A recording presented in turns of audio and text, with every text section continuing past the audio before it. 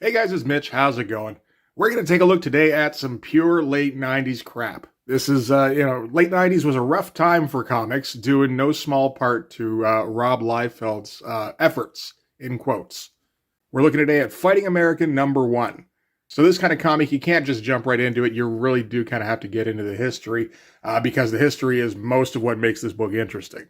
That said, the history might go a little bit long on this one, so I'm going to try to remember to put chapter breaks in the description on this video in case you just want to jump ahead. So we've been around a bit. We know the deal with what was going on in 1996. Comics were in a rough spot. Marvel was hemorrhaging cash. The speculator bubble had broken. They were no longer able to sell 1 million copies of whatever crap they wanted to package just by slapping a chromium cover on it. And they were staring down the barrel of bankruptcy, so they tried a Hail Mary to try and boost some sales back up by bringing back a few image artists in Jim Lee, Rob Liefeld, and Will Sportasio, and Rob Liefeld brought Chap Yape along as well. And they were going to take over some of Marvel's flagging titles, the type of titles that are always on the shelf and never quite do as well as you would hope for like cornerstone type characters. So Jim Lee took over Fantastic Four, Will Sportasio was going to draw Iron Man, and Rob Liefeld was going to draw Captain America, with Chap Yape doing the Avengers. And the event did what it was supposed to do, in that those 4 books dominated in the month that their #1s came out. They all sold over 270,000 copies, with Jim Lee's being the high end of that at #1, with I think it was like 370,000 copies. And then, in the succeeding months, the numbers dipped naturally, because that's what happens. Everybody gets in on a #1. Not nearly as many people care about issue 2. That said, each of the issues still sold over 100,000 copies for the remainder of the Heroes Reborn run. So the plan worked, right? Marvel was saved. Not quite. I think they were probably counting on being able to get at least close to 1 million copies for the Heroes Reborn titles. So when your top book comes in at just under 400,000 copies sold, and then you don't get anywhere near that on the issue 2s, I gotta think that the thinking at Marvel was basically along the lines of, oh, so we're just screwed now.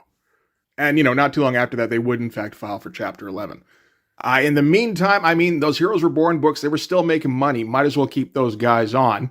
Except maybe that Rob Liefeld guy, because the Heroes Reborn runs were supposed to last for 12 issues. And Rob Liefeld only drew 6 issues of Captain America, so something happened there. And that's one of the things that it's tough to track down anything resembling a solid answer for what happened. And that's going to be kind of the case for a lot of the events in this, or surrounding this particular comic. There isn't much of a record kept. Rob says he left Marvel because he had enough working for them for whatever reason. Marvel says that they fired Rob because the comic was shit, which it was, undoubtedly. We looked at Captain America #1. That was some of the shittiest shit I think I've seen. But it was shit that was selling 100,000 copies. So I don't think Marvel cuts loose Rob just because he's producing substandard work. Otherwise, I never would have hired him in the first place. And, maybe Rob was having difficulty working for editors again after having been his own boss for 4 years or whatever it was. But still, he was back in the limelight, which was where he wanted to be. He didn't have the biggest share of the limelight. That was Jim Lee. But he was still at, the tip of the spear for Marvel's big marketing brouhaha. But one of the things I saw suggested was that with Marvel thinking about having to, restructure and thinking about how they were paying all of their employees, they then approached Rob about maybe, lessening his fee for the remainder of his run. And Rob didn't want anything to do with that. So anyway, the upshot is that after issue 6 of Captain America, Rob went off on his own with Jeff Loeb and with some of the scripts and pages that had been done in advance for the next little run of Captain America issues. And because Rob Liefeld is petty as fuck, he decided to try and stick it to Marvel by using those pages for his own gain. So couldn't use Captain America anymore, but what he could do was try and find a similarly patriotic superhero and just basically reskin the pages he had. So he approached Joe Simon and Roz Kirby, who was Jack Kirby's wife, about licensing the rights to The Fighting American, which was a Captain America ripoff only from the 50s. That was created at a time when Joe Simon and Jack Kirby weren't too happy about the direction that, I think it was Timely at the time, were taking the character of Captain America. So they split off and made their own character. So Rob Liefeld, that must have felt like it resonated, right? Like that's in keeping with the spirit of what he wanted to do to Marvel. So went about trying to license a character, only Joe Simon apparently originally quoted him a fee so high that Rob Liefeld kind of balked. And went, you know what, you guys could come up with your own patriotic superhero, I can do the same thing, and came up with Agent America. Put out a little ash can with a bunch of those repurposed pages, and it wasn't long before Joe Simon saw those repurposed pages and realized that Rob Liefeld was just trying to steal his creation, essentially. Because Agent America looks very similar to the proposed update to Fighting American. So Joe Simon threatened Liefeld with litigation, said he was going to get him for copyright infringement. And out of that, Liefeld and Joe Simon were able to negotiate further and settle on a licensing fee that Liefeld was willing to pay. So Liefeld was free and clear to put out his Captain America ripoff, except he wasn't because Marvel caught wind of the Captain America ripoff that he was going to put out and decided to take him to court for trying to rip off Captain America. And there was definitely some legitimacy behind the claim, at least in terms of intention, and in terms of the fact that Rob Liefeld was obviously going to be using pages that he had drawn with the intention of being published in Marvel Comics, and that he was just taking those pages and repurposing them. But from the sounds of it, the case kind of fell apart when they tried to argue that Fighting American was a Liefeld creation that was just a ripoff of Captain America. To which Rob Liefeld's lawyers responded by producing a hardcover collection of Fighting American comics that Marvel itself had published in 1989, licensing the rights from Joe Simon and Jack Kirby. So, I'm very clearly not a Liefeld fan. I do have to admit that is fucking hilarious. I can't find a source to cite or anything, so there is the possibility that that story is apocryphal, but I really hope it's true. Anyway, the case eventually got settled, and it was decided Rob Liefeld would be allowed to publish his Fighting American series as long as he made a few changes to the character. For one thing, Fighting American did not originally have a shield, and Rob Liefeld had added a shield because he'd drawn all sorts of pages with a Fighting American-looking character with a shield. So it was determined, yes, he could publish those pages, so long as the Fighting American character did not throw the shield, because that was determined to be like a signature move of Captain America's. He's also going to have to make some changes about the look of the character, mostly in terms of adding like some brown to the red, white, and blue. So he had to throw all sorts of pockets and shit on there. Which again is pretty funny that somebody had to tell Liefeld, you got to throw pockets on that if you want to convince me this is a Liefeld character and not a Marvel character. So that about brings us to the comic itself. We finally got here. So let's get into it. We can start with the cover. Yeah, that cover kind of sucks. It's not the worst thing or anything. It's a solid drawing at least, but it's boring. It's a close-up on a face. It's not as boring as the Agent America cover, which was just a mid-shot of the Agent America character. At least here, he's raising a fist. It's still fucking boring though, man. Like Rob Liefeld, he can't draw an interesting cover. He has absolutely zero ideas. Okay, so here we go. Fighting American.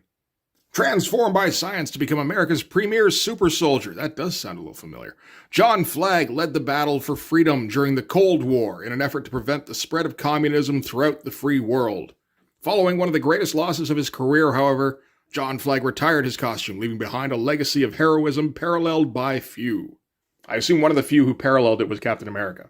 So this is going to be Rob Liefeld's story. So Rob Liefeld just drawing pages and then the writer having to throw in words. That writer in question this time, again, Jeff Loeb. Jeff Loeb, who had been working on the Captain America series for Heroes Reborn.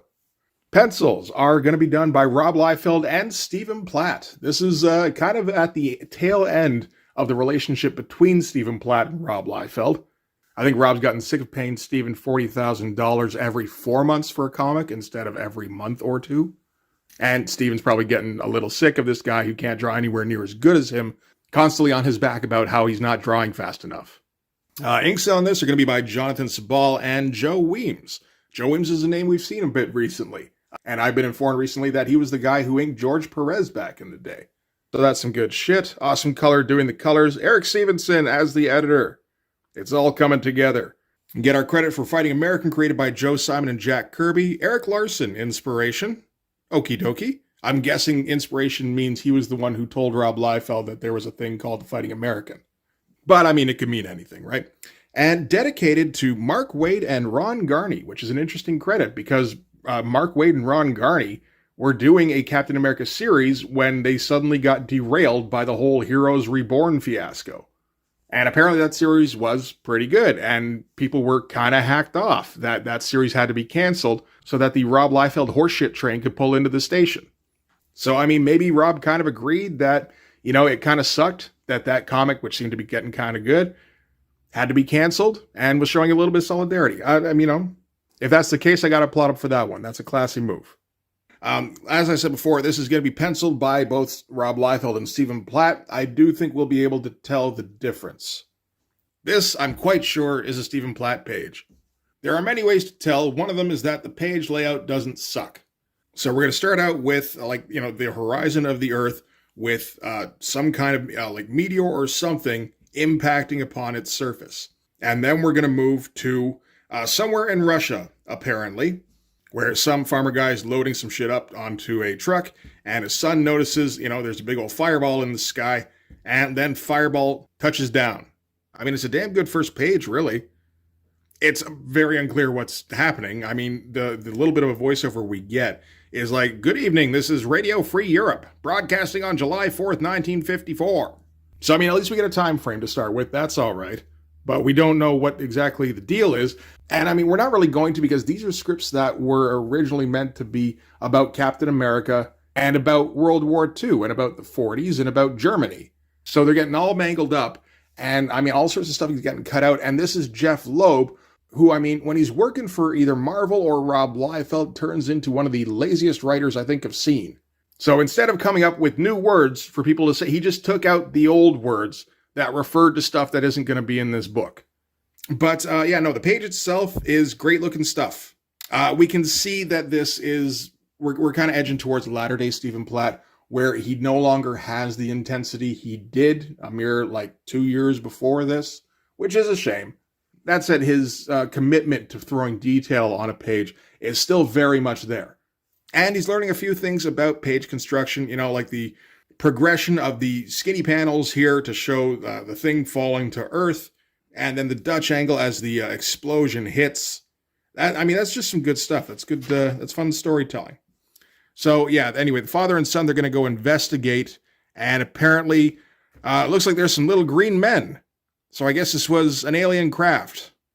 And, hey, that looks like some Todd McFarlane blood textures. He's still got a little bit of that in him at this point, eh? That's kind of fun to see. So the kid runs to the house where there is a phone, apparently, and he's going to call 911 and tell him to send down an ambulance because these little green men look kind of fucked up.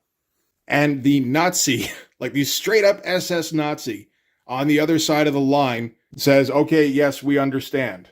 And then shortly after that, he shows up in a Rolls Royce with an ambulance and tells his sergeant to round up all the peasants. And I mean, this is very clearly like an SS officer. But we get the hammer and sickle in the background here. And why is that? Because the fighting American doesn't fight Nazis. He fights communists. But when these pages were drawn, they were drawn, working off of the pages, for one thing, that Rob Liefeld had drawn for Captain America. Captain America does fight Nazis. He also did fight communists, but nobody ever read those issues, not if they could help it. So originally, this shot here is of the SS officer with a swastika in the background. And that's just been reskinned. So that's some fun stuff. So anyway, the soldiers here, the, Nazi soldiers who are pretending to be communists, have rounded up all the peasants, and now the SS officer, who's pretending to also be Russian, is going to go through and find out who reported the incident. The father encourages his son to speak up. Son goes, "Yep, no, that was me." And he kind of leans in and goes, "Hey, good job. We need enterprising youths like you." So what happened here is that an American fighter jet got shot down by us because we're so fucking good. However, we are concerned that the jet was carrying nukes. So investigating the crash site may have led to radiation contamination. So we're going to need everybody to load up onto the ambulances. And again, these are some fun pages. The big shot of the SS officer here, popping him out past the panel borders. It looks huge. Got the speed lines behind him here and everything. It looks very dramatic. It's a shame he's wearing the wrong uniform for this comic. Also, the low Dutch angle for his introduction here, or at least the introduction of his car. That's also good stuff. Good panel placement so that we're not cutting anything off. We can still have the officer himself, standing pretty tall in the panel itself without obscuring anything important, which is not something that everybody remembers to do. This may be relevant later on in the comic, it may not. So once all the peasants get very calmly into the ambulances, there's no grumbling or anything about, oh, this is fucking up my day or anything like that. Once they all get in, they set up a machine gun and gun everybody down. And then radio in, everything is secured. And we end again with, this is Radio Free Europe, concluding our broadcast day. And remember, wherever you are, let freedom ring. So, again, good looking pages. Script here, I guess, works fine if it's a little stupid. But a little stupid is maybe the best result we've gotten out of Rob Liefeld and Jeff Loeb working together so far. So I guess we can be happy with the result. Okay, from there, we're cutting to July 4th of 1997, where we're going to get straight up photos of the Parliament building in London and the Kremlin and the Eiffel Tower, because that is also where the Frenchies gather to discuss government shit. And then we get some matching panels down here with kaboom, kaboom, kaboom, in a sequence that seems straight up ripped off from UHF of all places.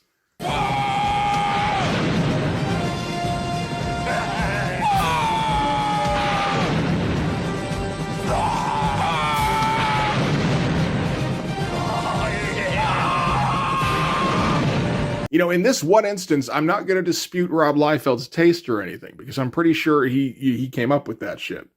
But I can't look at this and not think of somebody drawing this half-hearted explosion going, whoa, as they scribble across the page. And we've got some kind of vague general types saying, this seems bad. There seems to be explosions in countries. The source of which seems to be high-intensity laser fire from unknown airspace. And apparently this is part of a transmission, which CIA has partially decoded, and it's from somebody calling themselves the Red Menace. All the subtlety of a brick, those guys. The general here kind of sums up, he's like, the Red, dear Lord. Even he's disappointed. He's like, we're gonna need help with this one. We're gonna need Captain, wait. So now we're getting into the Liefeld repurposed pages as we get, Steve Rogers in his bib overalls. Only it's not Steve Rogers, it's Jimmy Flagg or whatever his name is. And the big shot of Captain America, Fighting American in the background here. And all this stuff here, this looks identical to the horse shit Rob Liefeld was putting out in Captain America. There's the low effort figures that don't look right. There's the weird kind of attempts at, I'm not sure who this is he's trying to ape. If this is Joe Madureira or Jeff Matsuda maybe. But he's trying to copy somebody here, and it ain't working. And then as Steve is walking through his cornfield, a helicopter that Rob Liefeld absolutely did not draw flies in. And just to underscore how much Rob Liefeld did not draw this exact image is going to be reused later in the book. All right, another shot of the helicopter that Rob did not draw. Lands in front of Rob Liefeld drawn Steve Rogers. And notice how those page layouts have all turned to shit. Yeah, that's not stopping anytime soon. So the general, you know exactly what's going on. He skips his way out of the helicopter, goes, we need you for the fight, Steve. Steve goes, no, I've left all that behind me. And general goes, come on, please. And then he, I don't know, propositions him or something. Why are we closing in on his mouth? Because he's mentioning the Iron Cross. And Steve squints and goes, And so that's all it takes to get him back in the fight. That and a Stephen Platt double page spread. It's a little jarring. Dropping in these thrifted Liefeld pages in between some pretty awesome Stephen Platt pages. It's not vintage Platt. It's not quite the Platt I prefer. I do prefer the stuff where he didn't know how to draw as well, but he compensated for that with an impossible level of intensity. So this is August 7th of 1954. As Fighting American is taking on all sorts of probably not Nazis. And I'm going to stop doing the voice now. But this spread, it kind of kicks ass. This is a step beyond, I feel the last few pages he was doing on Prophet.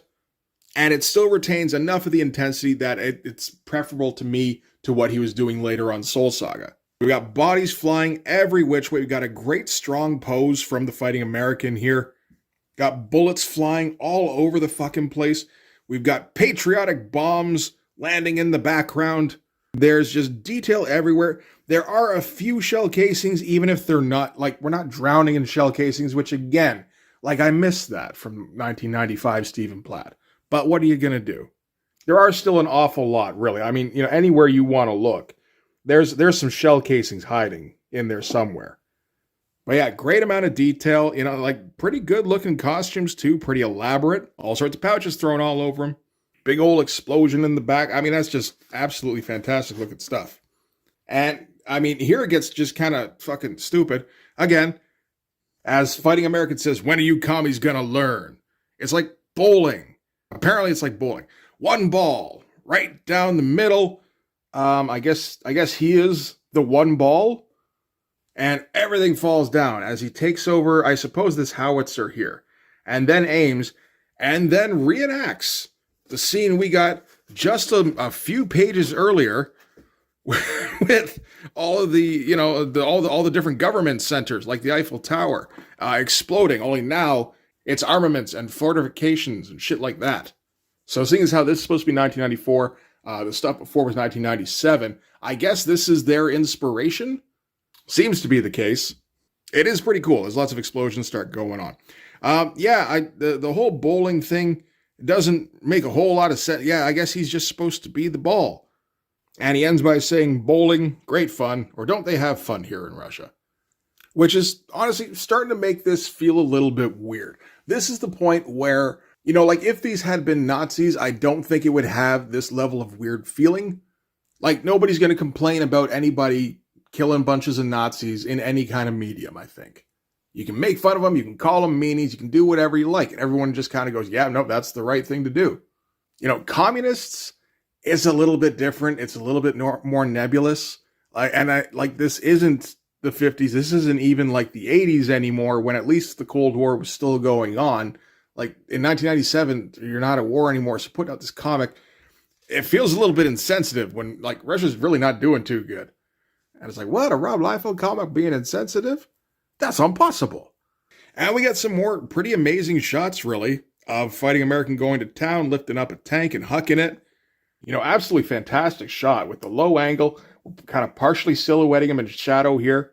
Doing the classic Stephen Platt double lighting, which the colorist is only enforcing. That's a spectacular looking panel. And then Fighting American goes in to investigate what he just threw a tank at and discovers like a young soldier, and he's got a photo, and this causes the Fighting American to rethink everything. Where he's like, oh, he's just a kid, and he had hopes and dreams, and a girl he left behind. And then he stops in front of the carnage he inflicted, going, when are we ever going to learn? And I think we hit a new low for stupid. Like, you get the flavor for what they were trying to go for, where he has like an epiphany, where he goes, oh, wait a minute, these are actual, humans that I'm killing here. All sorts of them. And they had real lives before I ended them. Brutally. Just now. The thing is, that kind of thing needs to be set up, and it needs to be paid off, with a little bit more, again, subtly, with a bit more sensitivity, maybe, instead of just trying to shoehorn it into this awesome battle scene. And, you can't really have 5 pages of awesome action, glorifying violence, and truly glorifying it, and then immediately switch gears to I am so remorseful as I stand in front of a mushroom cloud. It just speaks to a complete lack of understanding of how stories work, how emotions work, how you're supposed to pace fucking anything. But then that doesn't surprise me, given that the guy who wrote the script for this also wrote the script for Ultimatum, which had similar issues. All right, so anyway, now we are cutting to now, helpfully, as that photocopied shot of the helicopter comes back. Right there, exact same drawing. On another Rob Liefeld page, still didn't draw it. And again, we're getting that crazy juxtaposition where we had awesome looking pages, and then we got to cut to this boring bullshit. So we're on board a helijet, apparently, as Fighting American has decided to suit up because he heard the term the Iron Cross. And apparently that did not make him think of the Nazi, war medal. That made him think of something else. That made him have to put the suit on immediately. And, just to, again, clarify, this is inside of the helijet. But I wanted to say he's being debriefed about what his mission is going to be. He's not going to do that. Nobody knows what his mission is. Instead, he's being introduced to his new partner, which is the character of Bucky from the Captain America Heroes Reborn miniseries. And in this case, her name is Spice, and she's a Robo-Girl. So I guess that's something. I don't know why Rob Liefeld is like obsessed with having Captain America have like a little Carrie Kelly ripoff sidekick, but that seems very important to him. But yeah, boring ass pages, people standing around. There's at least 4 close-ups on heads here, like, you know, and all the expressions on the Captain America ripoff guy, they're all the same. He could have photocopied them. Nobody would have noticed. Anyway, they're coming in on their target here, which is like half of an asteroid thing here. So this is supposed to be some kind of like floating base that has all sorts of guns sticking out the bottom of it here, which I do like, actually. I like that concept. That is fun as shit. We're not going to see very much of it, though, because this page layout is horse shit, where he cuts off, yeah, like at least 30% of the island. It's got the little skull head here on the top, and, you know, like that's where the actual base is. Like, all he can think of is cliches. It's so fucking ridiculous. And the helicopter flies in, like, horizontally, because we are looking down on the asteroid here, right? The floating base, whatever the fuck it is. I keep thinking of it as Asteroid M. It's not quite that. And yet we are seeing the bottom of the helicopter here. So if this is, well, I mean, this is an earbuds case that one of my kids left in my house, so they get to use as a prop. This is how this thing normally flies.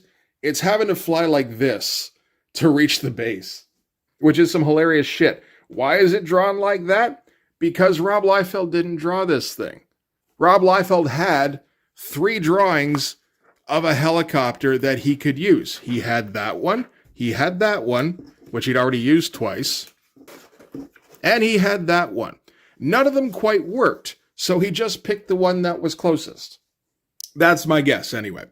Anyway, they're gonna do an airdrop into an installation. I feel like I've heard that song before.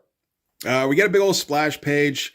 No one is surprised that Spice here is all sassy and stuff and will not stop with the catchphrases or the zingers, whatever she's trying to do. It's a good shot of Fighting American here with him jumping and, you know, like, that looks like a straight up Savage Dragon shot to me. Maybe that's what the inspiration is that he credited him with at the beginning. You know what? The inspiration does sound an awful lot like what Rob Liefeld would put in place of, you know, I stole this from, or I traced this off of. Because that is a straight up Eric Larson pose. Oh, that's a Rob Liefeld pose. How do we know? Because that was in Captain America #1. There we go. It's a little bit different, but it ain't that different. And we've got all the little nobodies down here. We've got all the gun barrels pointed at him. And again, this is, you know, we're getting a double page spread in the same issue that we got kind of an awesome Stephen Platt double page spread just a few pages before. So, like, you know, like, way to go by pointing out just how little effort you throw into a page by putting someone better in the same book. There's all sorts of stupid shit going on in here. You know, like, these are some pretty weak-ass gun barrels, for one thing. The fucking skull mounted in the back. This guy who with his mannequin head, or maybe it's like an avocado. That's kind of what it looks like. Because, you know, if the guy ducks his head down, then you just see the top of his, like, cowl-covered head, and you can just draw a circle and shade that like a circle.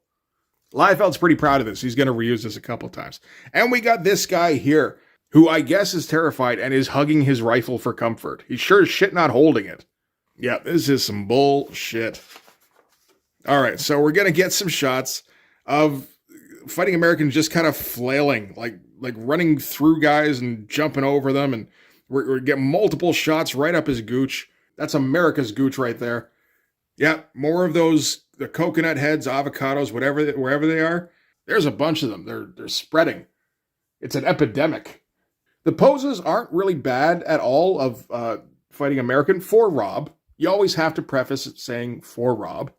Apart from this one, I don't know why we have to look right up his gooch every time. But this shot here, pretty good. You know, you got a good through line going straight from the foot to the punch here. I almost feel like Rob didn't draw that. Like maybe he got somebody else to do it, but I think he probably did. This one here is also fun, and it's fairly dynamic with dudes flying all over the place as he kind of barrels into them.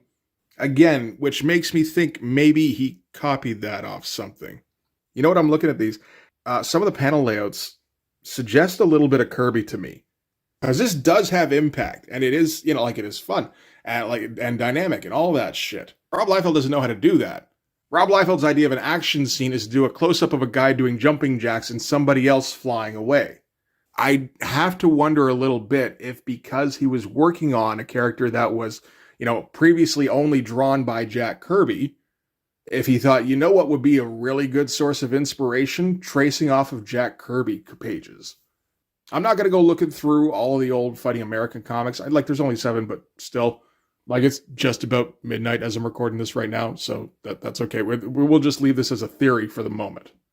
I can tell you, Rob Liefeld did not draw these little dudes. These little dudes look pretty good. This is a good little fight scene. Even if it does feel like a little bit pointless, you know, he's got like 7 dudes around him here. Well, 1, 2, 3, 4, 5, 6. Pretty close. And then he's just got the 2. Do we need one more action? Is 4 actions the magic number, or 3.5? This feels like Stephen Platt like saw this page, or like most of the page, because Rob Liefeld did the panel border pretty small here, and went, you know what? We should have one more thing on here. I like to draw little tiny figures in the margins. Why don't I do that? So he's reminiscing about his previous partner, Speed Boy. And he's thinking, what would you say to me on this day, Tommy, who speaks for you, when Fighting American fights again? And we get a shot here that, again, like, it doesn't really look very much like Liefeld. If it is him, it's an interesting attempt. It's pretty fucking bad foreshortening on these feet, but they are recognizable as feet, so that's something, which, again, makes me think, again, did you steal that, Rob? You might have stolen that. Do we think Rob knows how to draw a heel? Like, even that well? I don't know. These feet don't look enough like flippers to me to say Liefeld. Anyway, he keeps beating up dudes on top of Skull Mountain, and then he grabs one, pulls him in close, and goes, Speed Boy! Because that's the name of his lost previous partner. He's just so worked up, he's all, Speed Boy, you're all I think about. And then we remember that Spice Girl, she's a Spice Girl, was supposed to be in this comic too, so she also leaps into battle. It's been a couple pages since that. There we go. That's like only 5 pages back. That's not too bad, right? Oh, there's another one of those coconut heads. And she goes, I'm not Speed Boy, I'm Spice. Super prototype intelligent cyborg entity. So it's an acronym. It's kind of a shitty acronym. I feel like they don't use the word super too often in an acronym. But whatever, she's flipping around, she's doing laser blasts out her fingers, because, that Rob Liefeld did that in Youngblood number 6. He was stealing that from somebody. I think it was John Romita Jr. on his 2-issue cable miniseries. He thought that looked cool, so he decided to rip it off, and he's still ripping it off. And she's got, like, mecha neck arms. This is, like, the one thing she does. She flips around and she throws out her mecha neck arms.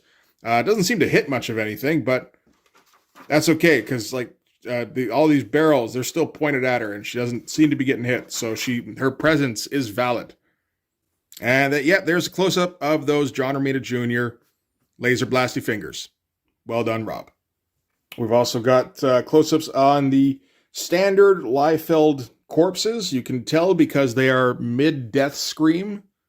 Spice here, Ginger Spice, whatever her name is, she's saying, like, yeah, you're so impressed with how fucking sassy I am and shit, right?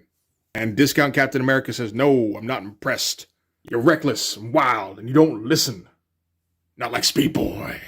And then, I guess a laser blast comes in. It's pretty easy to miss it, actually, because it's right at the bottom of the page here. That's a pretty bad page design, but that's nothing new. And it turns out what shot at him was a fucking Terminator. Why was it a Terminator? I do not know the answer to that. Like, there is the thing that the main villain in this is the Iron Cross, who is a ripoff of the Red Skull, So that would make sense, I suppose, for him to have a skull-faced robot. Um, Probably not straight up Terminator, but then, like what else was Rob going to draw? Like a skeleton? We know what he was going to draw. He was going to draw tubes. He was going to draw a big central tube and then tubes for the arms. And he's like, you know what, that doesn't really work with the skull thing. It does work, fucking Terminators, I guess. And I mean, honestly, I don't have a problem with him deciding to use Terminators in his comic. I do have a problem with him deciding to use RoboCop versus Terminator, which is what he did, because these are all sorts of Walt Simonson lines in here, all over the place. He's got the swirlies on the shins here, on the thighs, on everything really, and he's got all the little ticks in the middle here. How do I know? Because I went over RoboCop versus Terminator not too long ago. Now, he didn't copy it outright, so that's a plus. He didn't trace off of it. He did, it appears, just use it for reference. But this is exactly Walt Simonson's version of Terminator. Like, got all the little ticks across the chest and everything. Doesn't have the swirlies on the arms and legs. That's in the actual issue. But this was around the time that Walt Simonson was developing that texture. He thought Walt Simonson's version of Terminator was pretty cool, I guess. I don't disagree with that. Again, you probably should put an after Walt next to that. But he's never done it before, so why would we expect him to do it now, right? And I don't know what this sphincter-looking thing is that's floating in the sky. There is no reference to this on previous pages whatsoever. I don't know if that gets followed up on in issue 2, but that looks straight up like a flying independent asshole. Or maybe several assholes piled on top of each other. I mean, he's gone full independent. He can do that now if he wants to, right? And we can suspect that Rob probably drew this because of the shitty giant skull in the background. This could very well be somebody else just working off of Walt's work. I think I would believe that more than I would believe Rob Liefeld sat down and studiously examined a Walt Simonson drawing and tried to reproduce the marks Walt was making on the page. Anyway, that's apparently how we're ending this horseshit. Then we get a missive from Rob because it's a number 1. That's what Rob does. He likes to tell you what's going on. He likes to give you a piece of his mind. I don't mind that because it's usually pretty funny. Here he just talks about how the thing with him and the Heroes Reborn thing, he doesn't say how it ended, he just says that it ended, essentially. The closest he gets is saying, the fans reacted in a frenzy. Okay, so he's talking about the release of Heroes Reborn. The fans reacted in a frenzy, scooping up every copy, and not just the first collectible issues, but each and every one thereafter. Its success threatened the mucky mucks at Marvel, who set about quickly dismantling a very promising franchise. That's his explanation for why he stopped doing Heroes Reborn. Doesn't really explain why Jim Lee kept doing Fantastic Four, and considering it was a more successful book. Like you would think that book's success threatened the Mucky Mucks even more. And yeah, he just talks about how, he talks about how when Image started, he was always kind of weirded out by how pissed off Todd always seemed to be and how he always seemed to direct it at Marvel. And now he is also pissed off. So I guess that's the answer to the question of why would you bother doing this when you could just do another Youngblood thing? And it's because Rob Liefeld, he wanted to stick it to Marvel, I guess. So yeah, that is Fighting American number 1. It sucks. It's everything that Rob Liefeld was doing on Captain America, which also sucked. At least it was shorter than Captain America, and hey, we did get some Stephen Platt pages in there, so it's not like there's nothing in here worth enjoying. But the Rob Liefeld stuff is absolute garbage, just to clarify. I did have the thought that maybe one of the reasons Rob Liefeld decided to keep going with a Captain America lookalike was because he thought Marvel could have pushed it more, like they didn't market it entirely correctly, and that he could do a better job. So I did kind of want to see how this did. I couldn't find numbers for Fighting American number 1. Like this is a 2-issue miniseries. From here, they go into whatever the next miniseries is.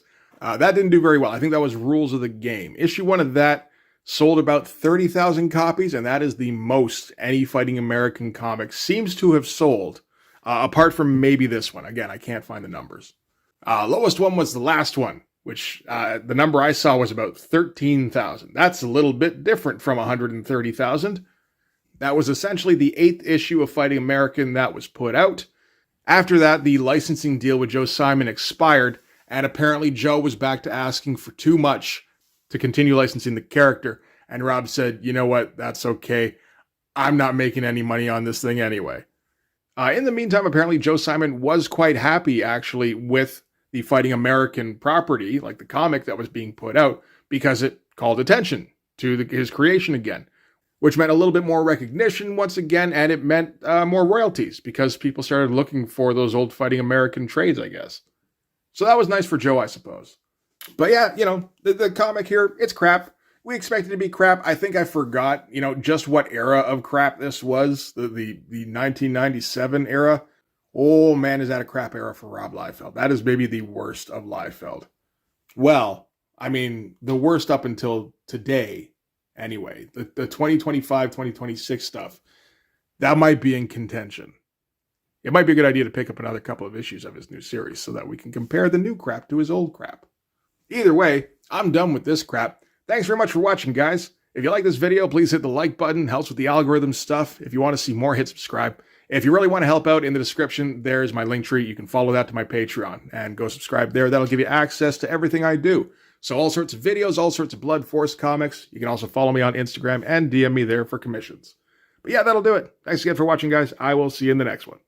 Bye-bye.